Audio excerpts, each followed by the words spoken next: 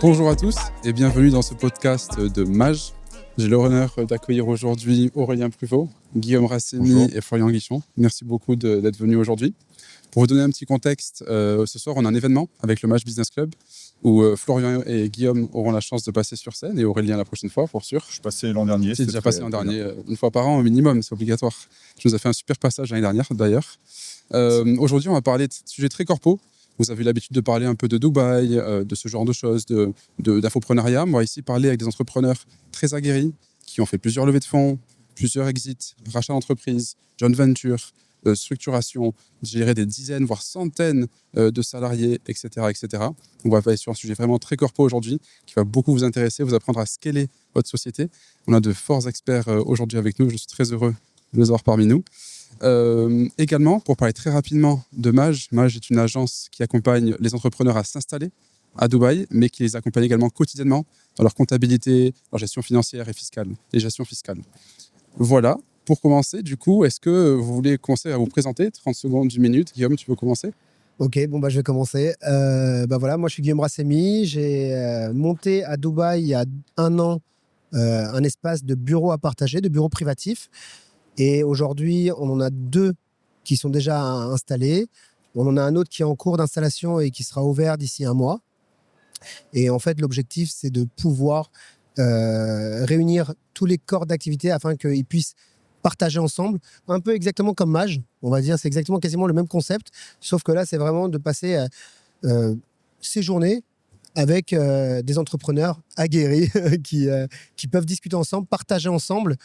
Et je pense que c'est aussi bien pour les expatriés, puisque ça permet non pas de se retrouver, comme tu disais tout à l'heure, dans un bureau où tu restes toujours tout seul, puisque tu vas passer ta journée dans ton bureau tout seul, mais de se retrouver avec X, Y et Z, et le temps d'un café, pouvoir discuter avec des gens qui sont aussi des entrepreneurs aguerris. Voilà. Totalement. C'est vrai que tu m'as fait vivre l'expérience au MyDesk. Donc, je suis venu déjà une journée au bureau, à Business Bay, à Downtown. Tu m'as aussi fait vivre une expérience, un laser game pour les 1 an au MyDesk. C'était vraiment une super expérience et on ressent vraiment cette énergie, cet environnement ultra convivial, bon enfant et surtout aussi business. On est là aussi pour faire du business ensemble. En fait, en gros, l'événement que tu as participé, le laser game, c'est pas uniquement pour l'anniversaire.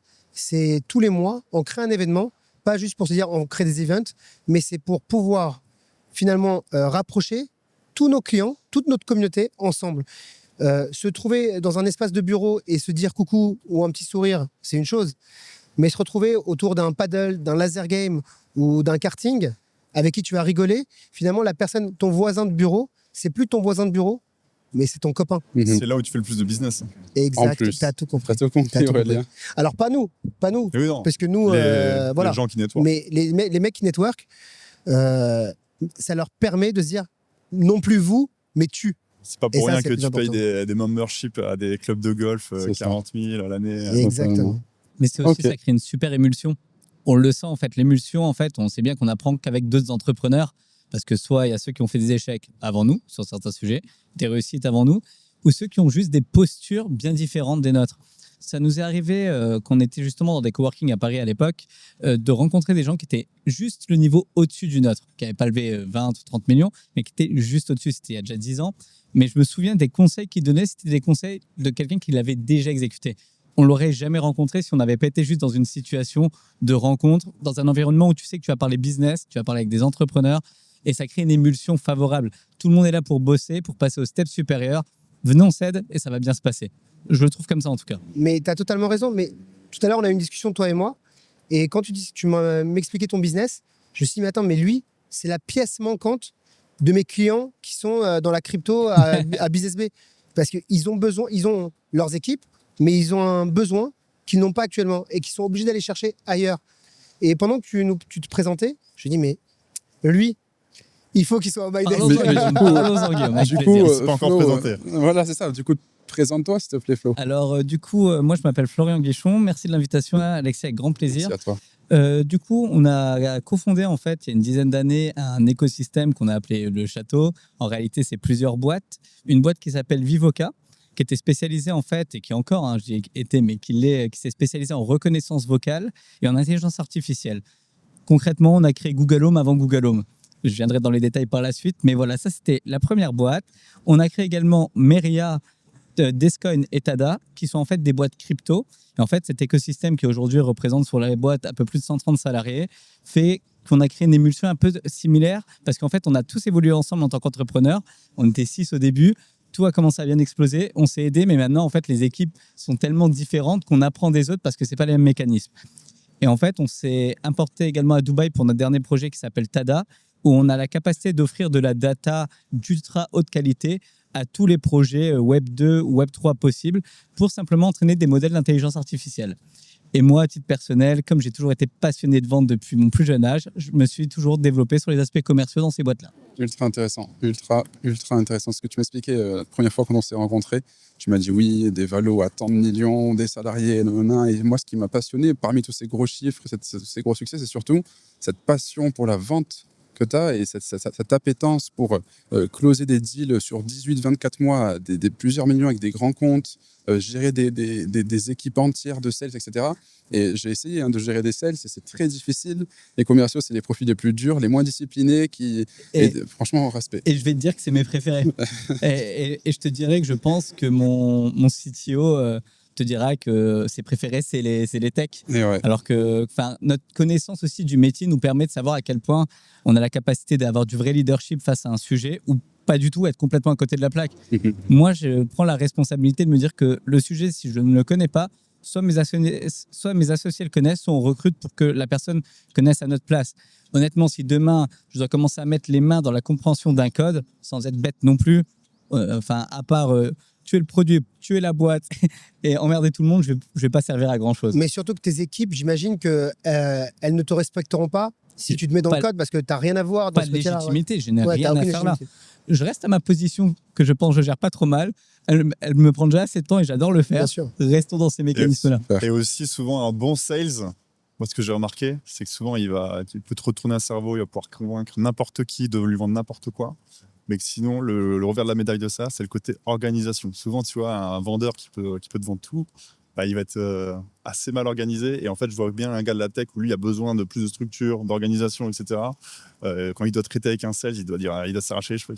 Ah ouais. Aurélien, je vais te donner un tips que j'ai appliqué. Vas-y. Je crois que je t'en ai parlé, Alexis. Évidemment, et c'est marrant que tu dis ça parce que c'est vrai. Il y a des commerciaux, c'est des brutasses, mais ils ont un niveau administratif et de management d'eux-mêmes sur l'organisation à 0. Moi, j'avais mis en place un truc simple, qui est assez dur, mais qui est simple. Les gars, OK, vous êtes très bons. Par contre, ne pas pouvoir suivre le CRM, qui est votre base du métier, ça commence à me rendre fou. On va faire un truc simple. C'est la guerre, ça. C'est la guerre, mais tu veux savoir comment la résoudre? Très simple. Fin du mois, si le CRM a été tenu à jour tout le temps, plus de 10% sur la commission, loupe cette partie-là, je t'enlève 20% de tes commissions. C'est pas une Je suis folie. pas d'accord. Ça marche. Mais je suis totalement. Alors, Waouh, tu me diras ce j'adore. que tu en penses. Alors, avec plaisir, Guillaume, le but, c'est d'échanger. Avec grand plaisir. Un exemple après. Je suis comme toi. Si tu me dis quelle partie j'aime dans le business, c'est le sales. J'adore vendre. J'adore pouvoir présenter mon produit. Mais la seule chose que je déteste, c'est l'administratif, l'organisation, etc. Je suis un bordel sans nom. Mais si je perds mon temps à gérer ce bordel, je perds de la vente.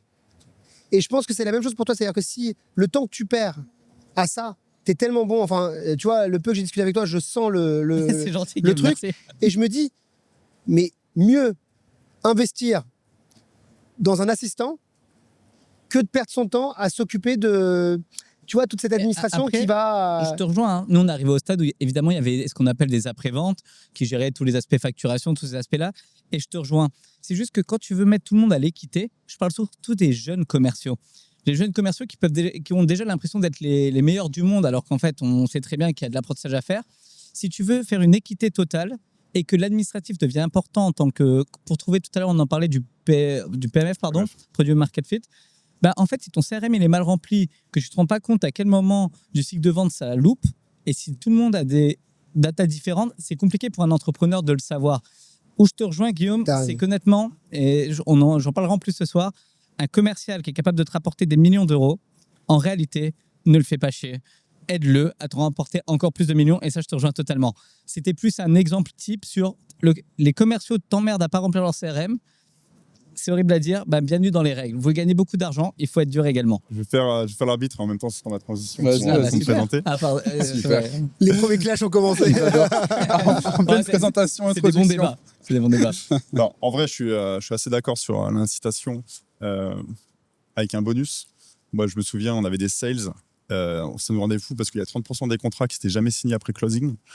Et en fait, on les payait. Et en fait, on s'est dit non. En fait, dans les conditions d'éligibilité de recevoir la commission, tu dois avoir encaissé le premier acompte, le premier paiement, le plan de paiement en place et avoir signé ton contrat. Si le contrat à la fin du mois n'est pas signé, et en fait, tout simplement, tu ne le comptabilises pas. Tu te retrouves avec des go oraux. Des go oraux, c'est-à-dire les clients te disent des go orales, te disent oui, mais en fait, tant que tu n'as pas Oui, l'argent, toi, exact. tu le dépenses. C'est souvent les commerciaux facturés. Ils touchent une commission à la facturation, mais tu n'as pas l'argent. Et on sait le nombre d'impayés qu'il y a en France. Je parle de la France parce que on a beaucoup assisté. Mais en réalité, tant que l'argent n'était pas encaissé, il y avait une partie qui ne pouvait pas être due au commercial. Pas parce qu'il ne le mérite pas. Il a peut-être très bien fait. Mais si l'argent n'est pas récupéré, comment tu veux payer avec de l'argent que tu n'as pas reçu? Aujourd'hui, 100% dans nos closings, il y a le contrat qui s'est signé en live, ou alors il y a un R2 qui est positionné dans les jours qui suivent. Super. Et pour revenir sur ce que tu disais, Guillaume, moi je suis complètement d'accord avec toi. Et en fait, ce qu'on va faire, parce que moi ma spécialité c'est la structuration, on va venir vraiment structurer le pôle closing et on va scinder en fait tout ce qui est lié aux sales et lié à l'administratif et tout. Et en fait, voilà, un champion. Si tu connais Chat Tom, j'imagine, un vrai A-player, un vrai champion dans le sales, on va venir, tiens, toi, fais que des appels, fais que des rendez-vous clients, va closer, et tu as un assistant qui est là, tu lui envoies du WhatsApp, tu lui envoies tout ce que tu veux, et c'est lui qui va faire toute la mine. Mais tu sais, effectivement, tu vois, les plus gros sales, c'est les brokers dans la finance. Bien sûr. Eux, ils font des chiffres d'affaires, je parle, volumineux, très volumineux. Et plutôt que de leur dire, organisez votre CRM, organisez ci, organisez ça, ils ont le droit à un salarié, à un assistant, payé très très cher, 5 000 € par mois. J'ai entendu les salaires là il n'y a pas longtemps, pour s'occuper d'organiser toute la paperasse et laisser le sales, tu vois, faire des millions et Bien des sûr. millions et des millions. Ils préfèrent payer quelqu'un pour faire ça plutôt que de fatiguer le sales à faire ça. Mais je te rejoins totalement pour que, oui, tu as deux sales différents. Tu as celui, le senior, qui va faire des millions et lui, il faut juste le caresser au sens du poil et ne rien lui dire. Et tu as le petit junior qui va arriver où lui, il faut vraiment qu'il mette la main à la pâte. Et il peut t'apporter des réponses qui sont peut-être Ouais. pas chiffrées, mais Ouais. qui te permettent d'améliorer ton market fit, en fait. Exact. C'est un mix des deux. En réalité, avec le travail qu'on a tous les quatre ici, avec tout le boulot qu'on a, je vais pas vous mentir non plus. C'est pas moi non plus qui remplis CRM, c'est plus mon job de le faire aujourd'hui. Et vous non plus. J'espère pour toi. J'espère pour vous aussi, les gars. Mais voilà, c'est juste des petits tips comme ça. Mais parce que moi, ça, je l'ai pas appris par moi-même, ça n'a pas été une idée de génie. On me l'a mis dans la tête. Parce que moi, j'ai fait partie des gens, avant d'être très structuré aujourd'hui, des premiers commerciaux un peu foufou qui tapent dans toutes les portes. Mais en fait, niveau CRM, franchement, j'étais moyen nul. Et on me l'avait mis dans la tête. On m'avait mis ça et on m'avait dit, pas encaisser, pas de commission. Ça a été super dur. En réalité, j'ai pas tenu longtemps comme ça. Mais ça fait partie des mécanismes qui sont obligatoire. très utilisés. Et ouais. Ils vont gagner beaucoup d'argent. Les commerciaux, la plupart des commerciaux français, je ne fais pas le cas avec Dubaï, mais gagnent plus d'argent que les patrons français.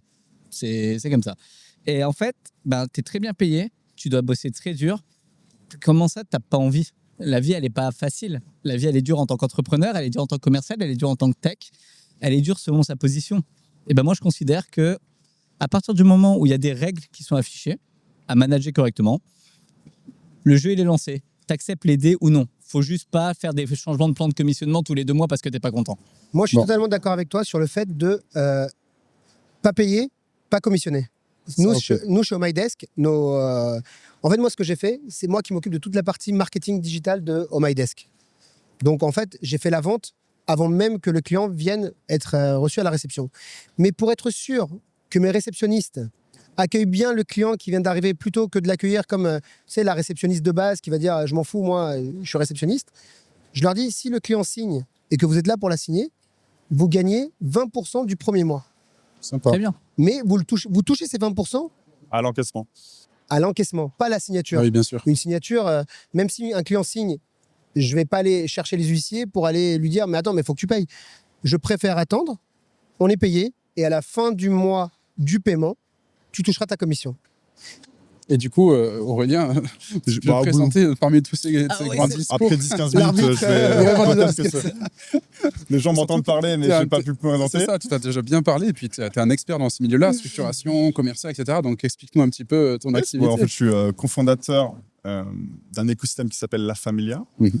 Donc, en fait, l'idée de La Familia, c'est de croître. Et surtout, moi, je me considère plus entrepreneur que homme d'affaires. C'est-à-dire que l'entrepreneur, lui, il va vraiment prendre soit des choses de zéro, mais moi, maintenant, je vais chercher plutôt des boîtes qui ont un PMF validé, le Product Market Fit.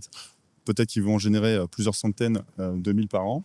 Et en fait, nous, on va être très fort pour venir ces boîtes-là et les scaler, les structurer et virer l'équipe directive, l'équipe de direction sur ce qu'on a mis en place, donc soit en déléguant, soit en automatisant. Donc nous, on a un schéma de croissance qui s'appelle les 3 S, scaler, structurer et se virer. Et malgré nous, finalement, à travers cet écosystème familial, ce qu'on a discuté aussi la dernière fois ensemble, Alexis, c'est qu'on a fait des joint ventures sans savoir ce que c'était. Finalement, notre écosystème aujourd'hui ressemble plus à un conglomérat sans savoir ce que c'était à la base. Donc malgré nous, en fait, on a créé une machine assez intéressante parce que elle génère du chiffre assez intéressant. Je ne sais pas si on peut parler de chiffres aussi. Oui, si c'était ouvert avec ça, il n'y a aucun souci, hein, tu peux y aller. Par exemple, dans les bonnes années, il y a 2 ans, on a tapé les 20 millions de chiffre d'affaires sur la cote-part de nos business. Ah oui. Et ce que je disais aussi à Florian, c'est qu'en fait, on sait faire ce chiffre d'affaires-là, mais en scalant horizontalement, avec plusieurs boîtes de manière horizontale, pas avec une seule boîte, une seule verticalité. Très intéressant. Et ce que tu m'expliquais, moi, c'est que ton background à la base est dans l'industrie. Ouais. Donc, tu es très axé, du coup, structuration, programmation, organisation, etc. Exact. Moi, mes études, c'est là où j'ai rencontré ma compagne et mon associé aujourd'hui. En fait, on était dans la logistique industrielle, l'organisation industrielle. Donc, moi, mon job, La en fait, supply. tout le lead management, Ah ouais, supply c'est chain. un peu fou. En fait, tu vois, moi, j'étais juste après le sales. Le sales, lui, il closait ses deals. Et Et après, en fait, on se battait toujours avec ce service-là parce qu'eux, on nous leur dit, là, on Lui, est il nous plein. détestait. Ouais, On- Parce on que est- nous, on vendait tout et n'importe on quoi, et lui, il nous rappelle. qu'est-ce que vous avez fait Non, mais maintenant que je suis de l'autre côté, je dis, les gars, on close et ensuite on voit. Non, mais on avait notre planning 2 mois rempli à l'avance. Et eux, ils nous mettaient ça sur la table, sur le bureau. Les mecs, démerdez-vous. Et nous, notre boulot, en fait, c'était de gérer les machines, les machinistes, la matière première, la livraison, tout pour que le client il soit livré en temps et en heure. Tu vois. Mais c'est génial parce que Mais tu vois, moi, mes équipes, elles détestent ça parce que moi, je te l'ai dit, je suis sales à la base. Ouais, bien Moi, sûr. j'adore vendre et j'ai une passion pour ça. Tu vois, genre, c'est pas, je suis obligé Ouais. de vendre, c'est une passion. Et moi, Même. j'ai appris le sales. Toi, c'est ce Après, contraire. c'est sens contraire. Et moi, quand je vends à My Desk, par exemple, genre, imagine-toi, on est full, je vais encore continuer à louer des bureaux. Mes équipes derrière, Il gère la elles logistique. transpirent. C'est-à-dire que tu vois mes équipes tout à l'heure, tu vas leur dire, mais attends, mais comment tu le trouves, Guillaume? Il va dire, mais on n'en peut plus. Il loue des bureaux, on n'a plus de bureaux. Genre, tu vois. Ça, c'est un combat qu'on a bien connu. Tu sais, quand tu fais de l'IT, tu as toujours des expectations tech et des expectations sales. En réalité, le client veut jamais 100% du produit qui est vraiment fait. Le produit, il est fait à 70% pour le sales. Toi, tu dis en le vendant, tu vas mettre un peu la pression, ça va Oui. passer. Je crois que là, sur 15 ans de carrière, je n'ai jamais vu, en tout cas dans les milieux d'IT, des sales et des produits tech s'entendre et être alignés sur C'est un impossible. process. C'est impossible. C'est trop De compliqué. toute façon, tu vois, dans le Match Club, il y a, je ne sais pas si c'est encore le cas aujourd'hui, mais il y a quand même pas mal de business en ligne, style info produits ou produits digitaux. Et souvent, dans ce milieu-là, on vend le produit, on design le produit pour le vendre, marketingment parlant, et une fois qu'il est vendu, on le crée. Oh, tu vois. Ouais, vraiment. Mais- des pirates. C'est un honneur, quand même. mais c'est des pirates, mais par contre, le quick and dirty fait gagner un temps fou. Le pire, Ah bah c'est oui. les entrepreneurs tech qui mettent pendant 2 ans, ils font de la R&D sur un produit qui a Qui un va jamais market se fit vendre. à zéro, il va jamais se vendre. Ils y croient parce qu'en Mais plus, c'est dur Pour de moi, lâcher le BP. c'est la meilleure manière de faire. Laquelle Celle de vendre le produit avant Ah qu'il oui, soit bien fait. sûr, oui, évidemment. oui, Attention, Après, attention, c'est la Après, meilleure manière de faire pour att- toi en tant qu'entrepreneur. Attention. Pour le client, lui, par contre, il est dans la. Non, mais après, Moi, tu es ça m'est arrivé, transparent hein. avec ton client. Tu lui dis, nous, on démarre dans un mois. Comme ça, tu te laisses un petit mois de C'est le battement but. pour. Dans l'IT, on vend beaucoup de POC, tu sais. Proof of concept. Mhm. Tu vends 20, 50 000 balles. Le fait de faire un concept avec un grand groupe, pendant 6 mois, tu devs pour lui. Tu fais du sur-mesure pour lui. Ça, en général, c'est accepté. Et en fait, t'en fumes personne parce que le client est déjà au courant que c'est pas prêt. C'est ça, tant que tu as la transparence Ouais. et tu as la relation, tu as tes valeurs qui sont là. Après, c'est Pour moi, toujours c'est ok. dur de jouer sur la. Moi, j'avais lancé un site e-commerce il y a 5 ans. Et je venais de sortir d'une boîte que je venais de vendre. Et je lance un petit site e-commerce où on vendait des produits, un produit. Mais je voulais tester pour voir si ça allait marcher ou pas. J'ai lancé le produit. J'ai fait, sans exagérer, le premier jour, 3000 ventes. Pas de fournisseur, pas de logistique, rien. Fin du game. En fait, ça Ça a c'est. duré exactement. La boîte, elle a fermé en 24 heures chrono. En fait, ça c'est le problème, tu vois. mais ça, c'est un gros problème. C'est comme les Des valeurs. e-commerçants. Les dropshippers, tu vois, ils disent expédition en 24 heures. Mais en fait, c'est expédié de Chine En en 24 24 heures. Mais Oui, du coup, c'est tu le reçois en C'est 3 le fameux semaines. mot expédié. Et là, tu as un problème de valeur, tu vois. Ah ouais. Là, par contre, ça, moi, je dirais pas là-dedans. Ouais, après, il y a aussi une question de morale face à ce qu'on C'est fait. ça. Et j'avais justement une question qui rejoint un peu la morale et que je trouve hyper intéressant dans ce que tu fais. Ton 3e S, c'est en gros, tu t'enlèves la direction. Je l'ai compris comme ça. Peut-être je me trompe. Ouais. Ouais.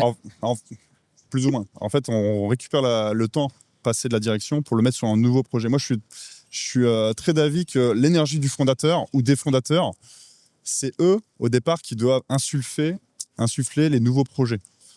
Donc, par exemple, là, si on parle de sales, moi, je veux que le fondateur, il sache ce qui se passe dans le pôle sales. Donc, je veux qu'il prenne des appels, je veux qu'il voit à quoi ressemblent ses clients, je veux le voir qu'il teste les objections, qu'il expérimente tout ça.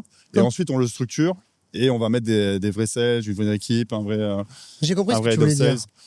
En fait, en gros, ce qu'il veut dire, c'est que ton fondateur, ton président, soit il est les mains dans le cambouis, soit il sert à rien.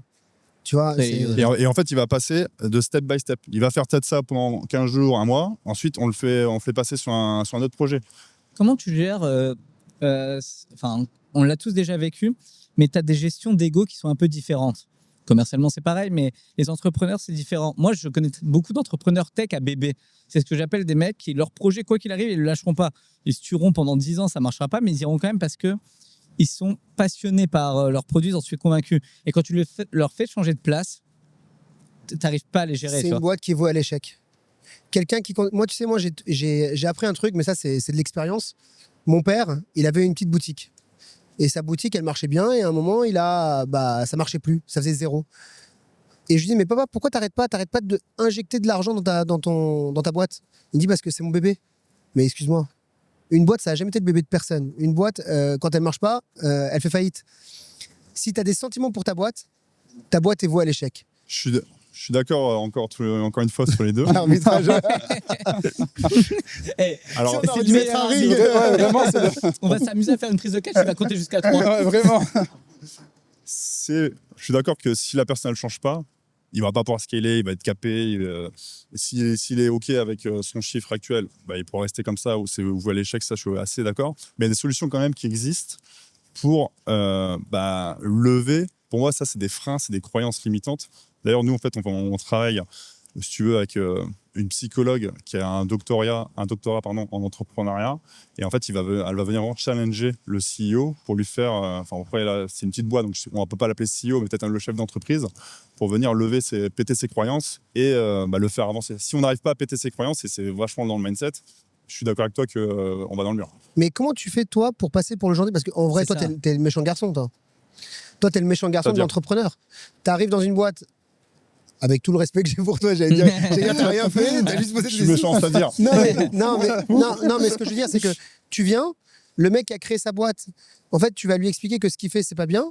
Quoi qu'il arrive, tu vas partir au fight avec ton associé, ton entrepreneur. Ouais, jamais de la vie, je lui dis que ce qu'il fait, c'est pas bien. Moi, je lui dis que ce que tu fais, c'est excellent.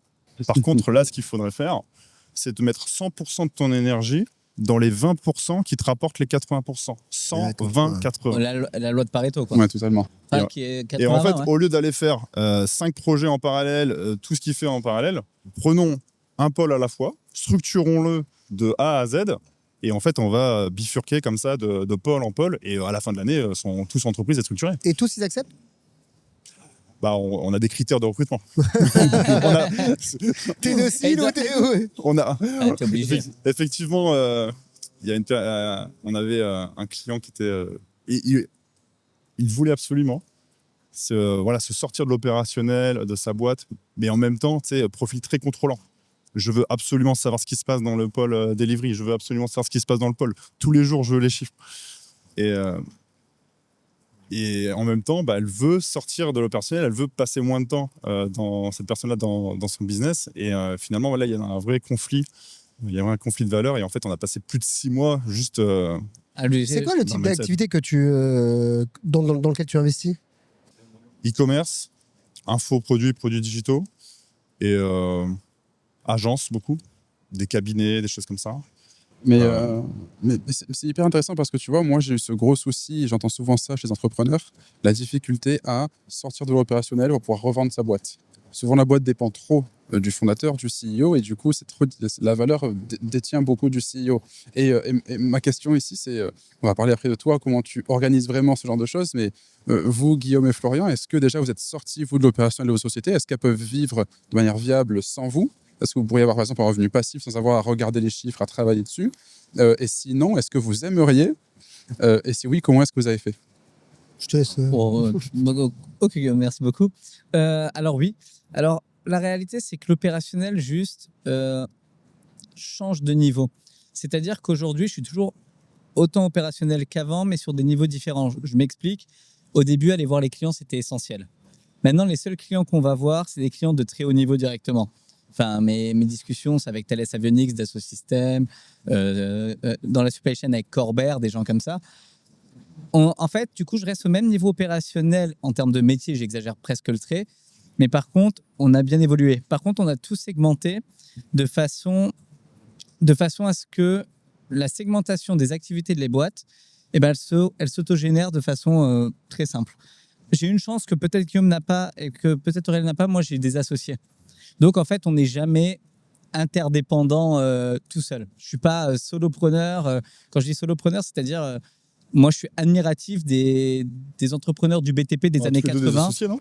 Moi, j'ai un associé. On a tous les deux des associés. Ok, vous avez des associés, mais alors pardon. Alors, j'ai un associé passif, Oui, c'est mais ça. j'ai un associé. T'as un associé passif du coup. Il est passif dans l'activité, mais non, mais j'ai un associé, j'ai un Ok. vrai associé. Nous, on est tous très opérationnels. Donc, ça signifie qu'en fait, on s'est très bien réparti les tâches et on n'a pas de sujet à ce niveau-là. On fait juste plus les mêmes tâches qu'avant, bien évidemment, parce qu'on a évolué. Est-ce qu'un jour, est-ce qu'on a envie de complètement s'enlever de l'opérationnel? On l'a déjà fait sur quelques boîtes, mais en réalité, on reprendra de l'opérationnel sur autre chose parce que je pense que après, il y a ce qu'on aime faire. La réalité, c'est que prendre des boîtes, les monter, garder juste des parts, mettre un CEO et partir, ça, on l'a déjà fait une fois. On a mis un CEO et un COO. En réalité, mon associé, c'est ce que je te disais. Donc, on l'a déjà fait. On a encore les parts, mais elle n'est plus dirigée par nous. Donc, on jette plus d'œil. Parce que nous, on n'a pas le côté contrôle. On a le côté, justement, on a mis en place la machine pour que ça fonctionne. Et cette boîte-là, elle a une croissance à combien aujourd'hui? Aujourd'hui, À combien de chiffres? alors, à combien de chiffres Combien de aujourd'hui? pourcentage par an? Ouais, on doit être aux alentours de 25%, 25-30%. Alors que toi, quand tu étais à la tête, tu avais une croissance de combien? C'est différent parce que nous, on a fait des gros multiples, mais on est parti de zéro. Donc, en fait, partir de zéro, le chiffre d'affaires à 100 000, tu fais un truc de fou. Ouais. De 100 000 au premier million, tu fais un x10. Mais 25-100% délégués, c'est bien. Hein, 25 points Oui, par mais an. c'est parce que, encore une fois, alors tu connais très bien l'industrie. Nous, on était arrivés à ce qu'on appelle le point de bascule où l'entreprise devait être gérée par des gens qui connaissent très bien les industries. On faisait quand même de la reconnaissance vocale pour les entreprises industrielles. Deux choix. Tu as Florian, le petit foufou qui pousse les portes, ou tu as un mec de 50 ans qui a déjà fait ça dans 3 boîtes différentes, qui a placé des boîtes de 50 personnes, ce qu'on était à 200 personnes. Il l'a fait 2 fois. Au bout d'un moment, on n'est pas d'égo. Place le mec qui va le faire à ta place. Parce qu'on arrivait à des stades d'échec produit, en fait, dans le sens où je parlais avec des clients, je voyais bien qu'on n'était plus sur la même longueur d'onde. Ils avaient une connaissance industrielle beaucoup trop élevée pour moi. Donc, je ne pouvais pas raccrocher. Et en plus, je ne voulais pas raccrocher. Donc, ça crée un... Mais tu sais, quand je dis se virer de l'opérationnel, en fait, c'est une punchline.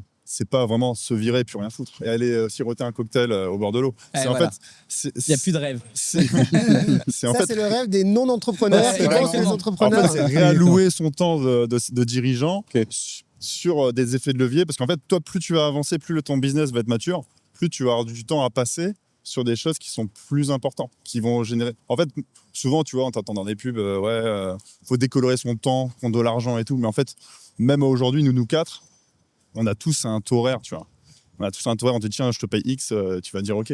Et en fait, tu peux le calculer ça. Et en fait, toi, quand tu veux passer de solo à CEO ou même plus, bah en fait, à chaque fois, tu peux... C'est un bon KPI, en vrai, le taux horaire. C'est combien je passe professionnellement dans mon entreprise et combien je me verse en salaire. Et en fait, l'idée de réallouer ce temps-là, de se virer de l'opérationnel, c'est je me vire de l'étape 1 pour passer à l'étape 2, puis ensuite à l'étape 3. Et en fait, à chaque fois, J'entends. je vais aller chercher des paliers plus élevés. Moi, je fantasme sur ce que tu fais actuellement. Parce que moi, toutes les boîtes que j'ai montées, j'ai une règle, je veux savoir ce qui se passe. Je n'arrive pas à me désolidariser, mais du sol. C'est-à-dire que quand tu es venu nous voir à Oh My Desk, je loue des bureaux. Toi, t'es le profil contrôlant. Je suis Ouais, vraiment. je suis le chausseur mal Vraiment. chaussé. Parce que moi, à Oh My Desk, j'ai pas de J'ai bureau. pas de bureau. Je suis où? Ah, mais Je à la suis réception. derrière la réception. Pourquoi je suis derrière la réception? Parce que je veux connaître chacun de mes clients. Je veux savoir chaque problème. Moi, je ne peux pas imaginer une seule seconde rester dans un bureau, être enfermé et ne pas savoir ce qui se passe chez moi. Parce que, en vrai de vrai, il n'y a personne de mieux que toi qui saura les problèmes que tu peux avoir. Et comment tu es avec, justement, je conduis ta question, comment tu es avec tes équipes du coup? Parce que c'est pas la même chose. Là, tu as une posture d'entrepreneur que j'apprécie beaucoup, je dois connaître mon client par cœur, je veux savoir comment ça fonctionne. Et ça, je trouve ça toujours incroyable et je reproche à beaucoup d'entrepreneurs de ne pas aller voir le client, vraiment. Par contre, comment tu fais avec tes équipes? Est-ce que tu as le côté contrôle là également? Parce que nous, en fait, au bout d'un moment, on n'est pas devenu une boîte à dashboard, mais pas loin. Tu sais, au bout d'un moment, les chiffres parlent pour eux-mêmes. Ouais. Tu as 5 commerciaux, il y en a 4 qui ne fonctionnent pas, 4 qui fonctionnent, 1 qui ne fonctionne pas. Tu peux l'attendre une fois, 2 fois. Au bout d'un moment, ça ne fonctionne pas. Les équipes techniques, c'est pareil. Ils ont des deliveries, ils ont des sprints. Au bout d'un moment, soit ça livre pas. Il y a des sujets. On n'a plus besoin de contrôler comme ça. Avec les équipes, tu es comment du coup? Moi, Guillaume avec mes équipes, c'est simple. C'est que, tu vois, si mes équipes, elles voient que le patron, vraiment le dernier level, il est à la réception, qui dit bonjour à tous les clients, qui va voir chaque client. Moi, tous les matins, je vais faire ma ronde, je dérange tous mes clients qui sont en train de travailler. Bonjour, comment ça va? On prend un café? Je prends 357 cafés, moi, le matin. Mais, tu vois, quand il me voit comment je suis, moi, automatiquement, ton employé, il va reproduire, mimer. il va savoir que, attends, Guillaume, il fait ça, ça et ça. Même quand il n'est pas là, j'ai compris ce qu'il fallait faire. Parce que si je ne le fais pas, je vais avoir honte devant mon patron, parce que mon patron, il le fait. Aujourd'hui, par exemple, les 2 mecs qui sont à la réception de My Desk, downtown, ils leur vont... tour. Comment? Ils font leur tour maintenant. Ils font leur tour, ils disent bonjour, ils prennent un café avec les clients, alors que l'un d'eux, à la base, c'est un introverti qui parle avec personne, mais maintenant, il a compris. Il a compris que c'est comme ça que je vois la chose. Ah, c'est très bien. Mais il y a Et- 2 points Et ils importants. prennent exemple sur moi, tu vois? C'est c'est en fait, tu transmets là la culture d'entreprise. Exactement. Ah, T'as tout vraiment. dit. Et du coup, là, on a un effet de levier qui est assez intéressant. Et après, deuxième chose aussi qu'on n'a peut-être pas parlé, c'est OK, il y a le taux horaire, mais il y a aussi la jauge d'énergie. Parce que j'imagine que faire le tour, ça te donne de l'énergie. Ça, c'est pas quelque chose qui va te plomber ton énergie. Pas du tout. Et du coup, c'est quelque chose que tu veux garder. On est aussi entrepreneur pour faire ce qu'on aime. Et si c'est quelque chose qui t'aime, ça, on le garde, même s'il y a un impact financier plus faible. Mais moi, aujourd'hui, j'ai un problème. Je retombe sur toi parce que d'un côté, je veux garder cette proximité qui me tient à cœur. Moi, tu sais, genre, je fais ma ronde le matin dans celui-ci, la ronde l'après-midi dans l'autre, nanani, nanana. Mais si je le fais pas une fois, si un jour je vais pas au bureau, j'ai les clients qui m'appellent qui me disent ouais, mais Guillaume, t'es où? On doit déjeuner ensemble. Tu l'as vu. Forte dépendance quand même. Et forte mes dépendance, employés. Le matin, si je suis pas à Downtown ou si je suis pas Ouais. l'après-midi à Bay Square, ils m'appellent Guillaume, t'es où? Parce qu'ils ont pris cette habitude. Alors là, je suis en train d'essayer de me détacher un tout petit peu, mais je suis dans cette problématique-là actuellement où j'essaie de me dire ok, Un j'ai groupe compris. WhatsApp, tu leur fais coucou. T'envoies un gif. T'envoies un gif. Hop là. Non, mais non, mais bien finalement, j'aimerais que chaque directeur de chaque unité, de chaque Prenne location, un peu plus de. prenne un peu plus la position que j'ai moi Mmh. et se disent ok, ce que fait Guillaume, je peux le faire. Ouais, C'est ça ils le que je- font aujourd'hui. Oui. Ouais, ils le font. Quelle est ta Mais après, stratégie Ils le font. pour leur Euh, faire faire? Pour te détacher un petit je peu du coup? je les prends avec moi. C'est-à-dire que moi, quand je vais faire les tours, maintenant, je dis au Tu les as directeur de chaque présentés. truc, viens avec, pas présenter parce qu'ils connaissent leurs clients. Je leur apprends juste comment il faut. Tu sais, je me force pas. C'est-à-dire que moi, je suis pas là en train de me forcer à me dire putain, je dois aller voir telle ou telle personne, etc. Moi, c'est un plaisir. Moi, le soir, le mec, il m'envoie un message, il me dit Guillaume, j'ai eu cette idée-là, on discute ensemble, on partage. Moi, parfois, hier soir, il y a un client qui m'a envoyé un message à 1h du matin. Ça y est, tu vois, genre, le truc n'a aucun sens. Mais c'est un plaisir. C'est pas genre un blocage. Et pour en revenir à ce que tu me disais, et j'ai oublié ça, mais je voulais t'en parler. Moi, je m'étais associé avec un mec à Dubaï, la deuxième année où j'étais à Dubaï. Ouais. Et le mec, il venait de Paris et tout. Il s'associe avec moi. On lance un business ensemble qui marche très, très bien. Mais je vois le matin, il vient pas au bureau. 1 semaine, 2 semaines, 3 semaines. Il vient à 15h, 16h. À un moment, Comme les bureaux de Florian, les bureaux déserts que tu nous disais tout à l'heure. Ouais, c'est. En ouais, off. ouais, bien sûr. Et moi, je m'énerve avec lui. Je dis, mais attends, mais dis-moi, t'es devenu fou. Le bureau, c'est le matin à 9h. Et il m'a répondu un truc. Et là, j'ai compris. Il m'a dit, mais attends, je suis pas venu à Dubaï pour me réveiller tôt le matin pour aller au travail. Moi, je suis venu pour avoir la Dubaï Life. Ouais, Ouais. faut Mais faut tu vois, arrêter. le mec qui pense ça, il a rien compris à la vie. Parce que tu vois sur les stories Dubaï, bling bling, etc. Mais ça, c'est dans le monde imaginaire des bisounours. Moi, je travaille beaucoup plus depuis que je suis à Dubaï Ouais, pareil. que quand j'étais à Ah, Paris. Alors, j'ai toujours bossé beaucoup, mais il y a un truc à Dubaï qui est très particulier, mais moi j'adore. Là, tu rencontres que des fous furieux. Tu as toujours des mecs plus fous que toi à ta droite. Alors que ce soit financièrement, en termes de vie, en termes de culture, tu as des cultures de tous les côtés. Et en fait, il n'y a pas le rapport au travail. Il n'y a pas de règles. En fait, quand je dis il n'y a pas de règles, c'est pas qu'il n'y a pas de loi, c'est pas la même chose. Pardon pour le casque. C'est qu'en fait, tu vois bien que le nombre de fois où tu descends à minuit de chez toi et tu vois vraiment des mecs sur le PC en train de bosser devant un McDo, devant un Starbucks, dans un resto. Ça m'est arrivé, j'ai été au Lake and Barrel, là, c'est au Rixos, du coup, une boîte. J'y vais, à 1h du mat, il y a un mec qui était sur le PC, tu voyais bien qu'il était en train de bosser. Et ça choque personne. Et en fait, ce côté-là, on voit bien, on s'est fait amis avec Alexis il y a très peu de temps, mais sur une rencontre qui a ni queue ni tête de 3 messages envoyés. Et ça, à Dubaï, je trouve ça fantastique. Et ce qui me donne envie de bosser, c'est que tu as plein de gens autour de toi qui considèrent que bosser, c'est une qualité. Et c'est pas un défaut comme on peut avoir un peu dans l'aspect aigri français. C'est pas une honte de bosser plus de 35 heures par semaine. C'est pas considéré comme ça. C'est même, je dirais presque une honte de faire l'inverse ici. Du coup, je suis un peu comme toi, Guillaume. C'est une passion. Moi, je me lève pas en disant je bosse. Je suis pas en train de bosser. Là, je suis avec vous. On passe un bon moment. C'est cool. Donc, ce côté-là, je trouve que ça a tout changé Dubaï dans le mindset des gens. Et je laisse le message, mais tous ceux qui veulent venir à Dubaï, croyez pas, en effet, je te rejoins que ça va être la fast life. Ça va être Business la fast Club job. pour créer son entreprise. Ouais, justement, j'allais passer le message en plus, Alexis. J'allais dire, profites-en pour passer Mage Business Club là. Là, Merci je te pour passe la la sponsor, merci pour la Non, mais sponsor. c'est un vrai plaisir. C'est un vrai plaisir parce que, tu vois, quand tu parles avec des gens ici, tu parles travail, tu parles Bien sûr. business. En France, tu n'as pas ce même truc où tu parles avec les... T'as pris tes RTT? Ouais, voilà, tu vois, genre, là-bas, Vraiment. c'est plus cette discussion-là, tu vois. Moi, C'est pas je suis vrai. pas fan, moi. Et toi, Alexis, tu nous as pas répondu parce que tu es entrepreneur également, au niveau de pousser l'opérationnel. rôle. Ah, t'es pas qu'animateur, attends. Hein. Tu me régales. Au niveau de pousser l'opérationnel un petit peu, de réussir à t'en détacher, comment toi tu le vis, tu l'as vécu, comment tu le fais? Est-ce que tu y arrives? Est-ce que la boîte se suffit elle-même sans toi et ton associé? Comment est-ce que j'ai effectué? Moi, j'ai step down de mon poste de CEO, en gros. Et on avait en avance structuré la société de façon à ce qu'il y ait de moins en moins de dépendance envers ma personne. Du coup, beaucoup de mes tâches, les moins importantes, étaient déléguées au maximum, les plus importantes aussi petit à petit. Le relationnel avec nos investisseurs ou les levées de fonds, on a délégué à un autre associé, etc., pour moi pouvoir me sortir de la société, pour qu'au final, la société, tout simplement, petit à petit, puisse se débrouiller seule. Le seul point bloquant qui a été dur de régler, ça a été la vision, la culture et le leadership, parce qu'ils me voyaient vraiment comme le leader de la société. Donc on parle ici de la société Easy Virtual, la société de réalité virtuelle avec EasyJet. Et donc c'était difficile pour le fondateur d'EasyJet, parce que c'était avec moi qu'il avait un lien fort, et aussi pour les équipes, parce que c'était avec moi qu'elles avaient un lien où elles suivaient une vision, un leadership. Et donc mon départ a créé des craintes auprès des investisseurs, a créé des craintes auprès des employés également. De ton associé aussi ou pas? Mon associé, oui, aussi, évidemment, qui après ont suivi aussi le chemin au final.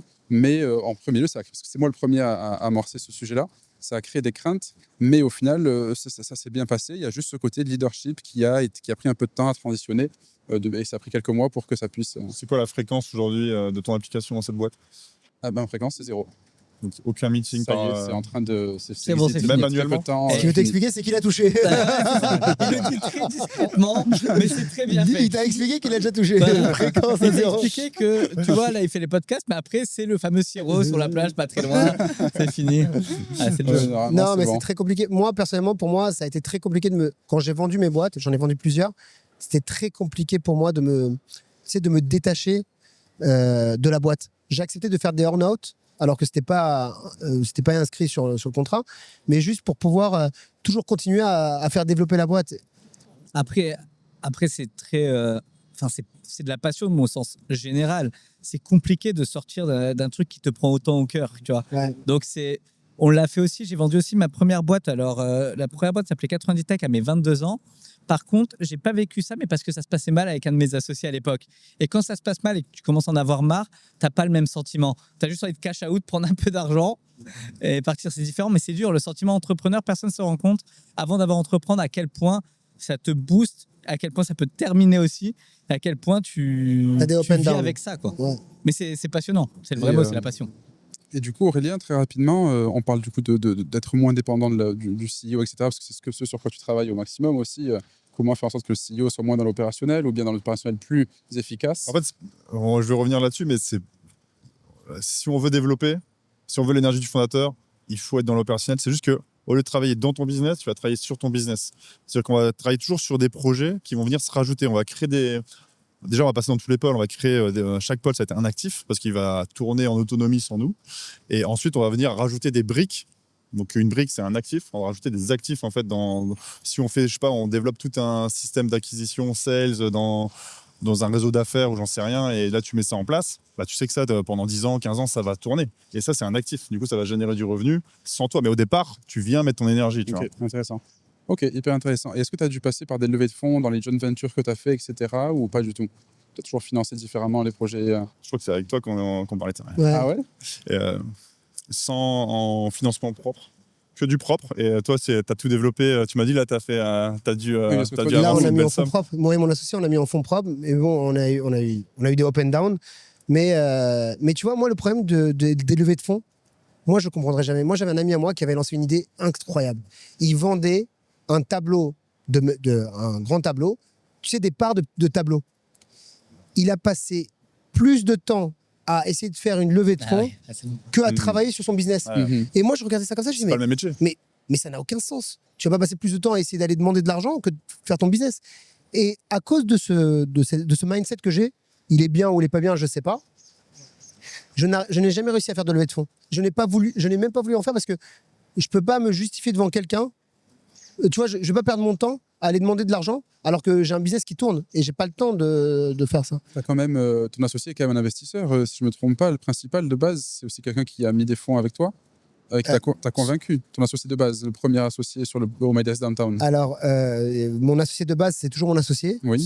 Il n'a pas changé depuis. Il a Sur le pas- même. Mais mon associé, c'est une relation assez incroyable parce qu'à la base, au My Desk, ça devait être fait avec 4 associés. Ok. Je vais voir 4 mecs, je leur dis voilà, j'ai cette idée-là, patati patata. Bon, c'est un projet. Tout le monde te dit ouais, allez, on est chaud, allez, On on y met un va, ticket. Tout le monde. Ok. Et au début, je devais faire la moitié d'un étage. Après, j'ai voulu faire un étage. Au final, je suis arrivé avec une tour. Et le jour de la signature, les 4, le même jour, alors qu'ils se connaissent pas, ils m'ont dit non, mais on va pas y aller.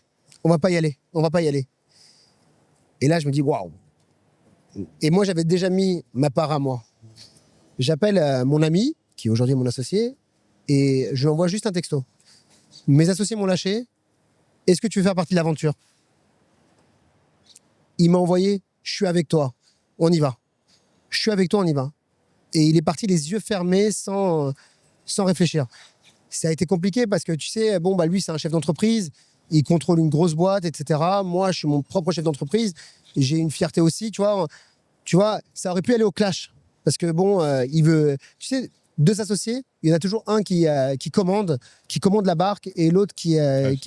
Tu peux pas avoir 2 mecs avec tu vois, Ouais. deux caractères forts. Ouais, je suis d'accord. Et j'ai eu très peur au départ. Et au final, tu vois, genre, aujourd'hui, je lui fais confiance, il me fait confiance, il me laisse gérer ma barque, il voit comment ça fonctionne. Je sais qu'il me fait confiance et il me laisse gérer mon truc et tout. Mais ça se passe super bien et. Le seul clash qu'on a, c'est que lui, il veut qu'on continue à aller en fonds propres et que moi, je dis, mais putain, mais viens, on va aller récupérer des sous quelque part. Bien, on fait un peu de leverage, quoi. Justement, pour Et répondre à surtout, tu as réussi à trouver le. Pardon Aurélien, vas-y, je Vas-y. t'en prie. Tu Fini, as réussi à trouver le product market fit, tu sais que ça fonctionne. Là, votre meilleur leverage, c'est juste d'avoir beaucoup plus de pognon d'un coup. Ouais, Ça en fait mais tu vois, mon associé, il me dit, non, mais viens, on y va ensemble, on continue Faut à accepter d'être partir en dilué, fonds quoi. propres. Mhm. Alors que moi, je suis plus sur me dire, mais non, mais viens, on met un autre associé qui, on va pouvoir aller beaucoup plus vite.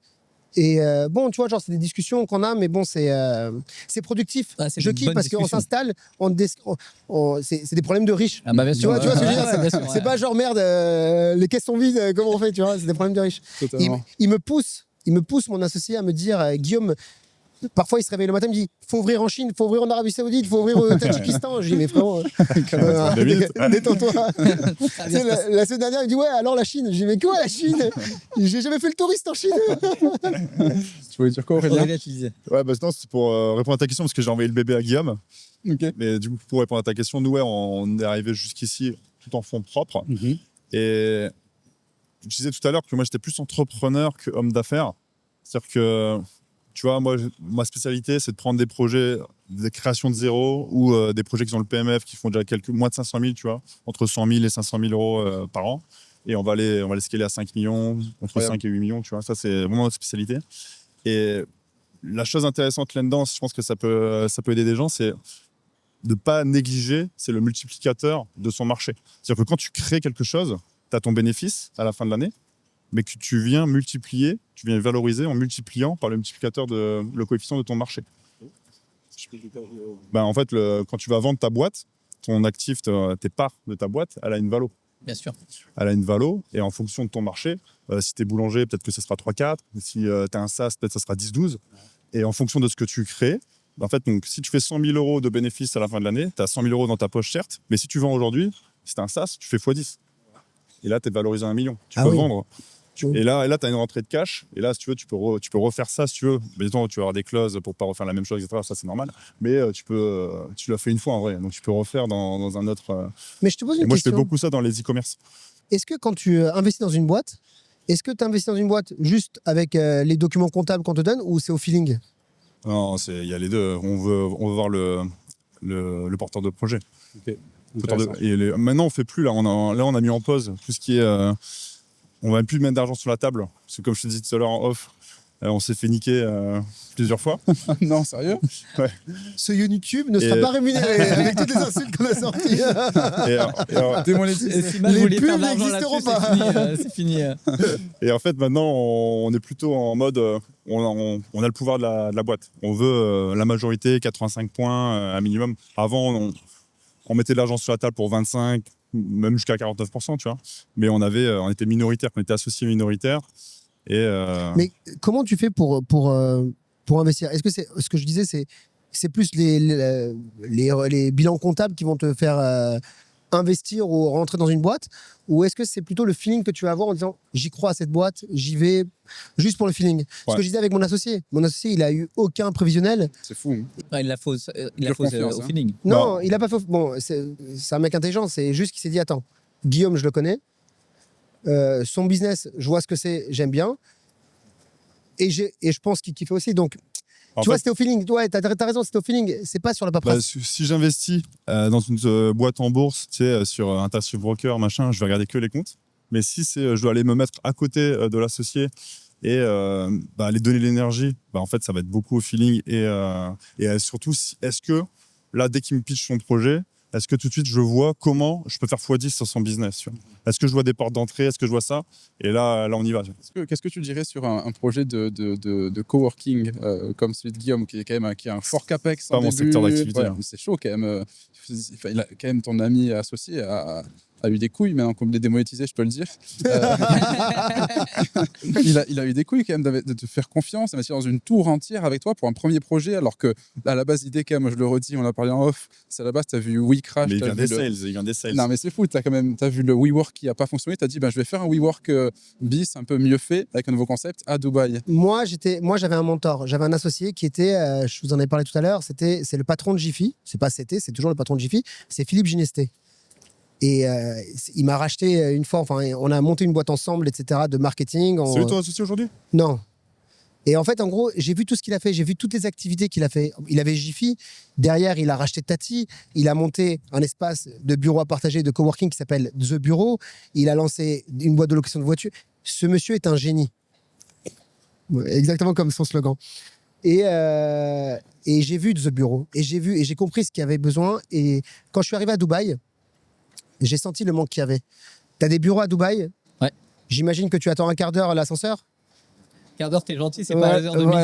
On attend un quart d'heure, c'est compliqué. Et je pense, et ça, est-ce que c'est ma posture sales qui joue comme ça? Mais je pense que ton business évolue 10 fois plus vite si tu rencontres du monde. T'as tout compris. Que si tu restes entre toi et tes copains. Niveau 2, pour tous ceux qui viendraient à Dubaï, les gars, si vous ne parlez pas bien anglais, c'est pas en restant avec vos copains français, anglais dans le bureau que vous allez apprendre l'anglais. Ouais. C'est des mécanismes simples, mais c'est la réalité.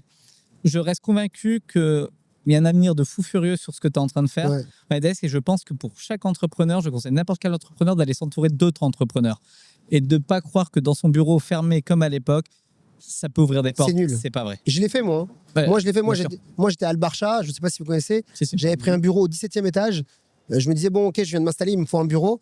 Je me suis retrouvé avec plein de gens, mais avec qui je ne pouvais pas parler. J'avais mon bureau, j'étais tout seul et je regardais une tour en train de se monter devant moi. C'est génial. Non, mais c'était vraiment horrible. Ouais. Quand tu es venu en MyDesk, je t'ai dit, viens, va travailler dans le coworking space. C'est génial. Tu as rencontré du monde, tu as parlé avec des gens. gens. Tu vois, toi, là, actuellement, tu as des bureaux. Si je t'offre 10 jours un bureau privatif chez MyDesk, je te garantis que le 11e jour, tu as signé ton contrat. En podcast, il me fait la vente, c'est bon. C'est closé, c'est closé. C'est fini. Alors, un vrai vendeur jusqu'au bout. Et juste pour finir, Flo, quand même, toi, du coup, niveau levée de fonds, des petits conseils. Est-ce que tu as levé? Est-ce que tu peux en raconter Alors, un oui, petit nous, peu? on a levé, mais alors, je vais rejoindre Guillaume sur certains aspects. Déjà, il y a un trait de caractère en France qui a joué. On a mis en avant, je ne sais pas pourquoi, le fait que des levées de fonds, c'était des réussites. C'est une dette. C'est pas une réussite de lever des fonds. C'est aucune rentrée d'argent. Non, c'est pas de la rentrée.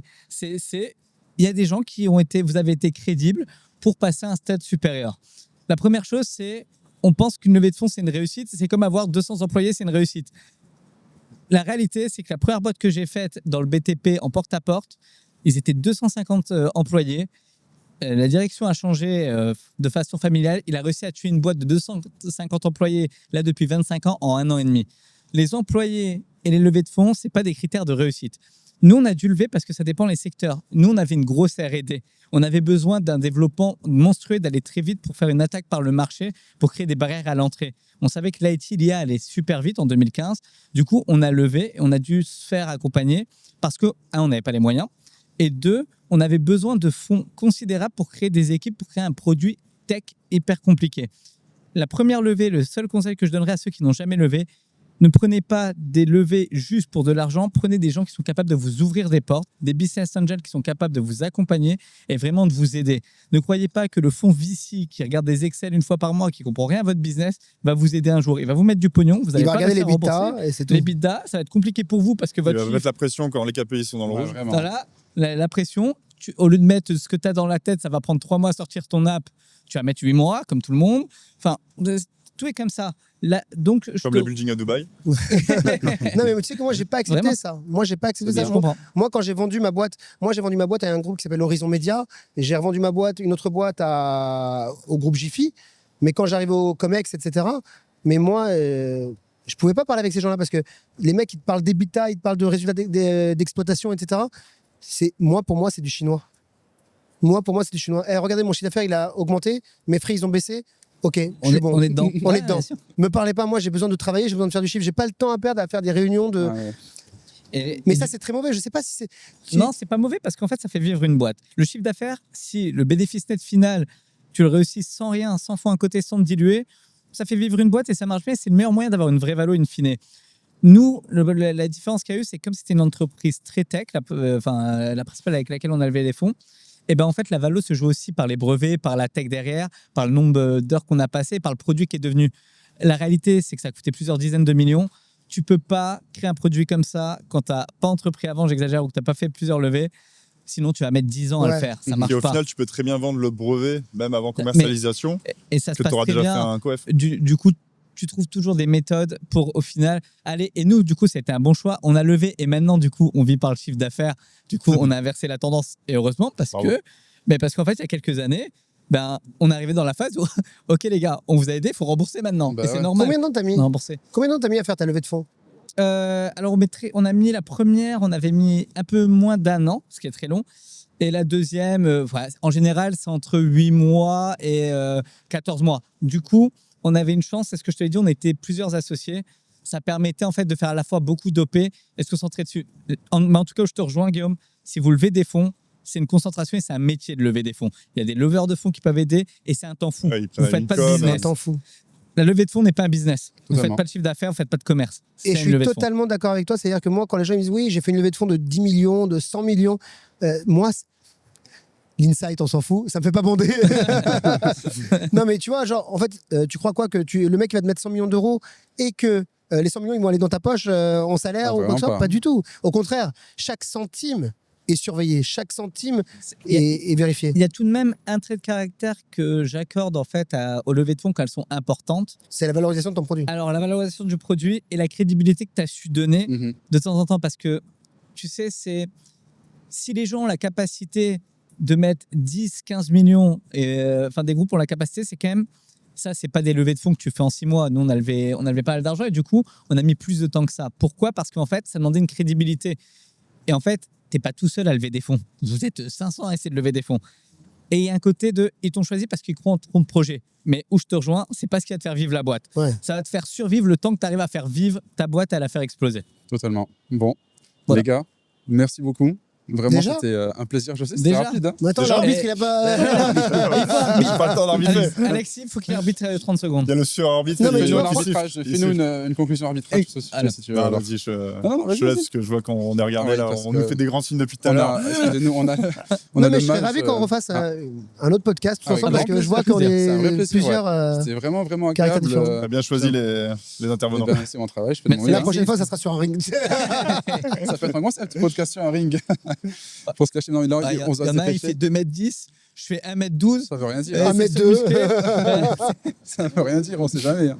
On sait jamais. Oui, on a le Mage One Club là, qui débute dans quelques minutes. Donc, Ok. on Merci. doit y aller malheureusement. Merci beaucoup, les gars. Vraiment, c'était un plaisir. Merci, Alexis. Merci, Merci, merci, merci Aurélien. Merci Florian. Merci Aurélien, merci tout le monde, Vraiment, les gars, c'était vraiment très, très intéressant, hyper captivant. J'ai adoré comment vous avez géré le podcast vous-même entre vous. C'est vraiment ce que j'espérais, donc c'est parfait. Vous avez fait le travail comme il fallait. J'espère que vous avez passé un très bon moment. Merci encore. Et évidemment, si vous voulez voir le passage de Florian et Guillaume et le futur d'Aurélien sur YouTube, ce sera en bas dans la description ou sur la chaîne. Il doit déjà avoir Mage ma- Agency. Vous pouvez aussi mon même ancienne. voir son ancien passage qui était vraiment génial, avec d'ailleurs Laura Mansouri, l'as vu, au moins ton associé. Bien sûr, je l'ai vu. T'es passé. Il y avait Max Piccinini, Max Laura Mansouri. Donc Piccinini, j'ai Antoine tu vois, j'ai Bacco. regardé, j'ai fait mon travail. Antoine Bacco, donc avec des belles personnes sur scène, donc un super événement. Et évidemment aussi, si vous souhaitez entreprendre à Dubaï, créer votre boîte ici à Dubaï ou avoir un accompagnement fiscal, comptable ou financier ici à Dubaï, et vous avez le lien dans la description. Mage Agency peut vous accompagner au maximum. Ou si vous voulez même rejoindre nos événements du Mage Business Club, vous êtes les bienvenus. N'hésitez pas à nous rejoindre. Merci beaucoup. Merci encore à vous Merci à toi. et bonne continuation. Merci. Merci beaucoup. Woke up today, smile on my face, may not go my way, still got my faith, so I'll be okay. I'll be okay, I'll be okay. Running our race, just at our pace, made some mistakes, but learned a few things, so I'll be okay.